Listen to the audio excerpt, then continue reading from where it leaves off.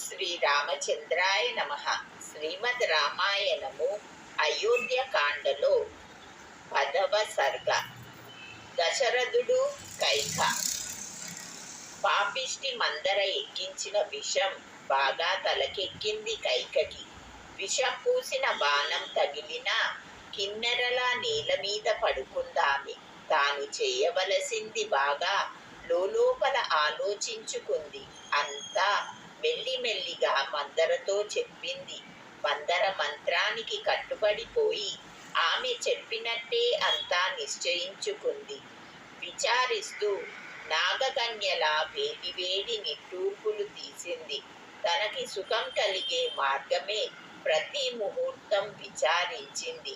కైక నమ్మిన నేస్తం మందర. ఆమె పని మీదే దానికి ఆసక్తి. కైక పరిస్థితి చూసిందామె. తన పాచిక పారింది.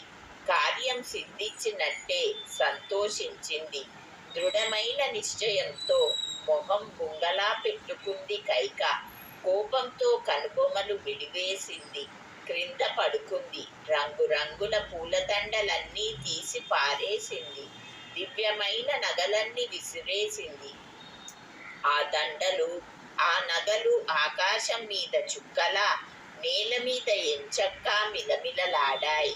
తలంతా విప్పేసుకుంది కైక. గట్టిగా ఒకటే ముడివేసుకుంది. మాసిన చీర కట్టుకుంది. ఒక కిన్నెర పడుచు చచ్చిపడి ఉంటే ఎలా ఉంటుందో అదిగో అలా పడుకుంది ఆమె.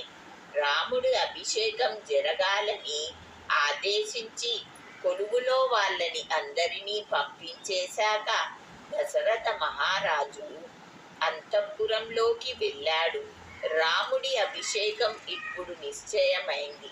ఈ ప్రియవార్త ప్రియురాలి చెవిలో వెయ్యాలి అనుకుంటూ స్వేచ్ఛగా అంతఃపురంలో అడుగుపెట్టాడతడు.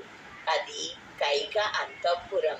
తెల్లగా మబ్బుల గుట్టలా ఉందది. తెల్ల మేఘాల్లో రాహువు పొంచి ఉన్న ఆకాశం మీదికి చంద్రుడు వెళ్ళినట్టు కైక అంతఃపురం ప్రవేశించాడు దశరథుడు.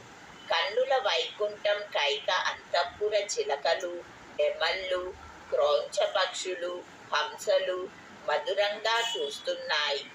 అక్కడక్కడ వాద్యాలు మోగుతున్నాయి. గూని పడుచులు, పొట్టి పరిచారికలు సందడిగా తిరుగుతున్నారు. సంపెంగ చెట్లతోనూ అశోక వృక్షాలతోనూ లతా గృహాలు, చిత్రగృహాలు అందంగా ఉన్నాయి. వాటిల్లో ఏనుగు దంతాల వేదికలు, వెండి బంగారాల తిన్నెలు అందంగా ఉన్నాయి. 360 రోజులు పూసిన పూల చెట్లు, కాసిన పళ్ళ చెట్లు ఉన్నాయి. అక్కడక్కడ మంచి మంచి నేలబావులున్నాయి. వాటి చుట్టూ ముచ్చటగా దంతం పీఠాలు, వెండి బంగారం ఆసనాలు ఉన్నాయి. రకరకాల అన్న పానీయాలు, రుచికరమైన తినుబండారాలు సిద్ధం చేసి ఉన్నాయి. చక్కని నగలు ముస్తాబు చేసుకుని అందెకత్తెలైన ఆడంగులతో దేవలోకంలా ఉందది. అలాంటి అంతఃపురంలో ప్రవేశించాడు మహారాజు. తిన్నగా కైక పడక గదిలోకి వెళ్ళాడతడు. అక్కడ పక్క మీద కైక కనపడలేదు. అసలు అంతఃపురంలో అడుగు పెట్టడంతోనే మహారాజు మనస్సు చలించింది. కామపరవశుడయ్యాడతడు. సంభోగ కాంక్షతోనే కైక గదిలోకి వెళ్ళాడు. పక్క మీద ఆమె కట్పడకపోవడంతోనే మనసు చివుక్కుమంది అతడికి. ఏది, ఎక్కడ కైక? ఇంతవరకు ఎన్నడూ చేయలేదు కైక. ఆమె లేని ఉత్తి గదిలో ఎన్నడూ అడుగు పెట్టలేదు దశరథుడు. స్వార్థమే ప్రధానంగా చేసుకొని ఉంది కైక. ఇప్పుడు ఆ సంగతి తెలియదు మహారాజుకి. ఏది, ఎక్కడ కైక? యథాపూర్వకంగా అక్కడ కాపలా పడతిని అడిగాడు మహారాజు.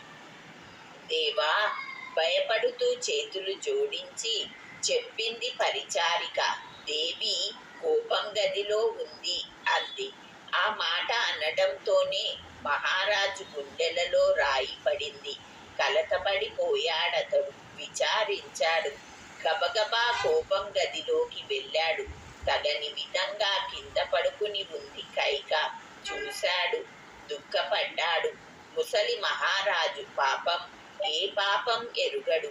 పడుచు భార్య కైక ప్రాణం కంటే అధికంగా ఆమెని చూసుకుంటున్నాడతడు. పాప సంకల్పంతో నేల పడుకుందామె. తెంచేసిన తీగలా పడి ఉంది. కిందకి తోసేసిన కిన్నర కన్యలా ఉంది. నేల పడిన అప్సరసలా ఉంది. మొహం కప్పిందికి దిగిన మాయలా ఉంది. కట్టి పడేసిన లేడిలా ఉంది. వేటకాడు విషం పూసిన బాణం కొడితే కూలిపడిన ఆడేనుగులా ఉంది. చూసి తట్టుకోలేకపోయాడు మహారాజు. కలవిల పడిపోయాడు. అడవిలో పోతుటేనుగు వచ్చి ఆడేనుగుని తడవినట్టు స్నేహంగా కైకని తడివాడతడు. సహజంగా కామకుడు దశరథుడు మెల్లిమెల్లిగా ప్రియురాలిని దువ్వాడు. భయపడుతూ అడిగాడు, దేవి ఏమైంది? ఎందుకు ఈ కోపం?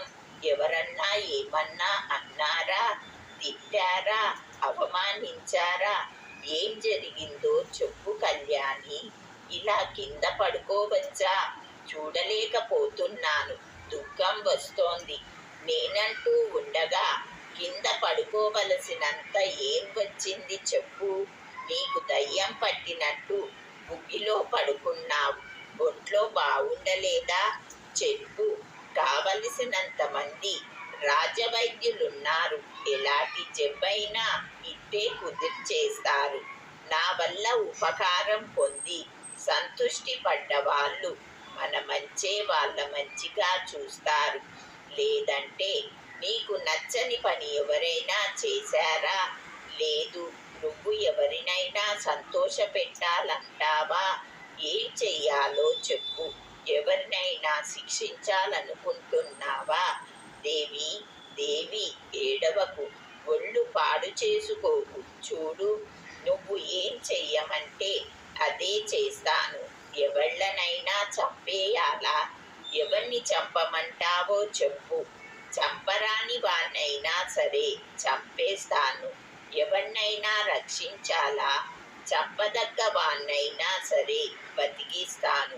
దరిద్రుణ్ణి ఎవనైనా ధనవంతుణ్ణి చేయాలా? చెప్పు.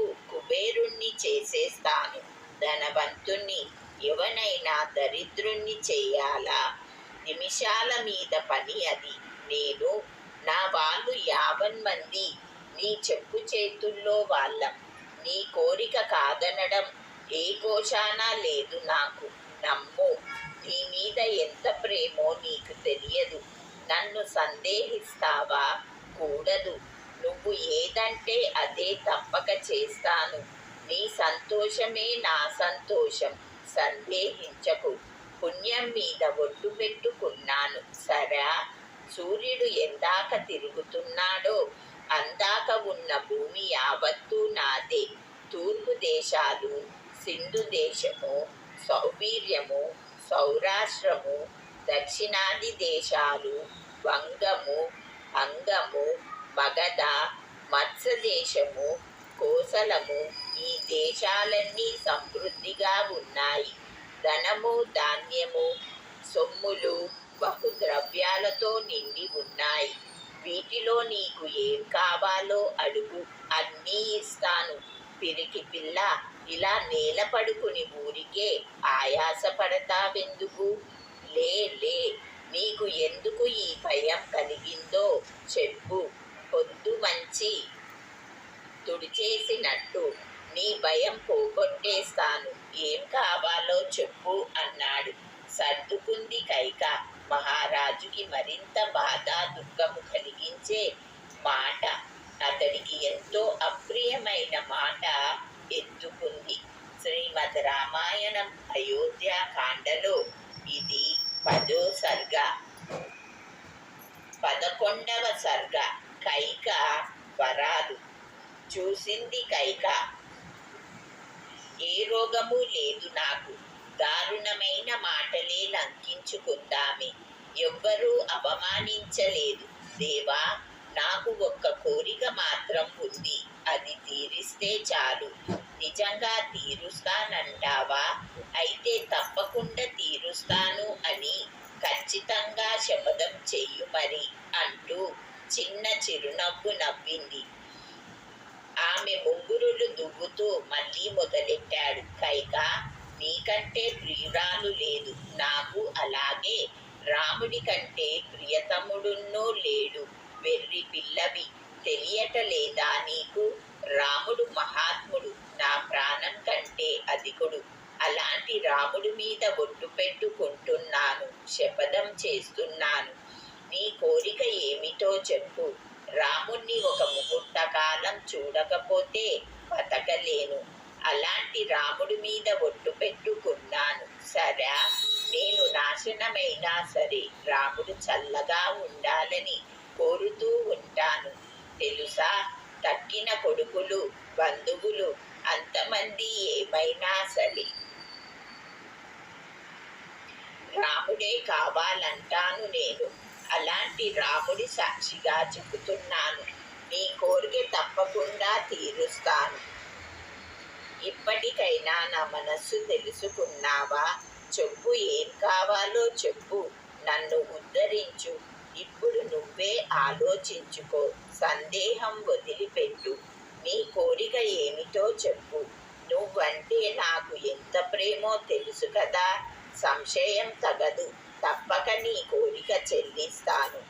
నిన్ను సంతోషపరుస్తాను.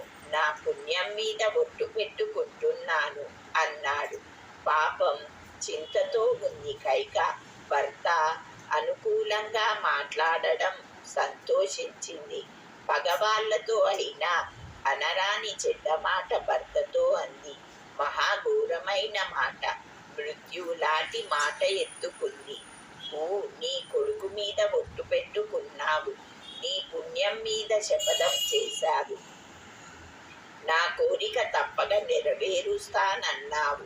అగ్ని మొదలైన 33 కోట్ల దేవతలు వినని ఇది సూర్యుడు, ఇంద్రుడు, ఇతర గ్రహాలు, భూమి, ఆకాశము, రాత్రి పగలు, దిక్కులు, స్వర్గం మొదలైన లోకాలు, గంధర్వులు, రాక్షసులు, రాత్రిళ్ళు తిరిగే భూతాలు, ఇంట్లోని ఇలవేల్పులు, ఇంకా ఇతర భూతాలు నువ్వు ఇప్పుడు అన్నదానికి సాక్షులు.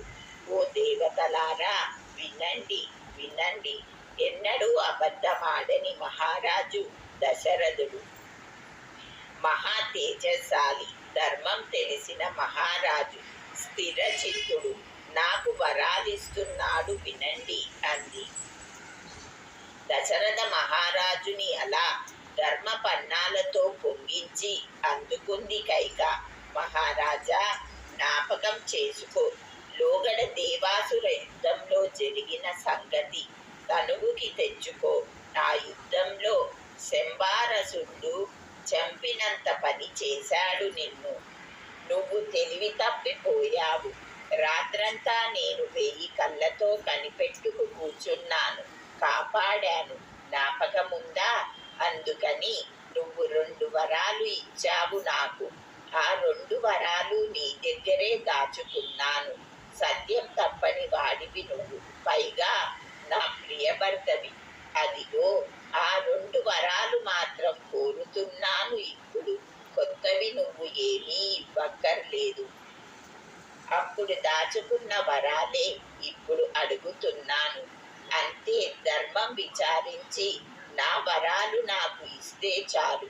లేదు అంటావా? ఈ అవమానంతో మరి బతకను. నీ కళ్ళ ముందే ఈ బుక్కెడు ప్రాణం వదిలేస్తాను అంది. మాటలతోనే మహారాజుని వశం చేసుకుంది కైక.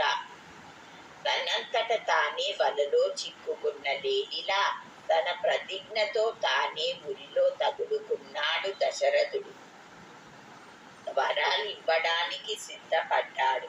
దేవా, ఈ 2 వరాలు కావాలి నాకు అంది కైక. విను, ఇప్పుడు రాముడికి పట్టాభిషేకం కోసం సంబరాలు సిద్ధపరిచారు కదూ. ఆ సంబరాలతోనే నా భరతుడికి పట్టాభిషేకం చేయాలి. ఇది మొదటి వరం. రాజా, సంతోషంగా నువ్వు ఇచ్చిన రెండో వరం కూడా ఇప్పుడే కావాలి. రాముడు 14 సంవత్సరాలు నారబట్టలు కట్టుకుని, లేడితోలు కప్పుకుని, జడలు ధరించి తాపసిలా దండకారణ్యంలో ఉండాలి. ఇది రెండో వరం. అదిగో అప్పుడు నిష్కంటకంగా ఉన్న మీ రాజ్యం సుఖంగా పాలిస్తాడు భరతుడు. ఇదే నా కోరిక. 2 వరాలు బాకీ ఉన్నావు నాకు, అవే నేను అడుగుతున్నాను. ఇదిగో ఇప్పుడే రాముడు అడవికి పోవాలి. నేను కల్లారా చూడాలి. నువ్వు రారాజువి, సత్యవాదివని పేరు నీకు కనుక ఆడిన మాట తప్పకూడదు. నీ శపథం నువ్వు నిజం చేసుకోవాలి. నీ కులము, శీలము, నీ జన్మము నువ్వు నిలబెట్టుకోవాలి. స్వర్గంలో సుఖపడాలంటే సత్యం ఒక్కటే ఆధారం అంటారు తపోధనులైన పెద్దలు. నీకు తెలుసునది. శ్రీమద్ రామాయణం అయోధ్యకాండలో ఇది 11వ సర్గ.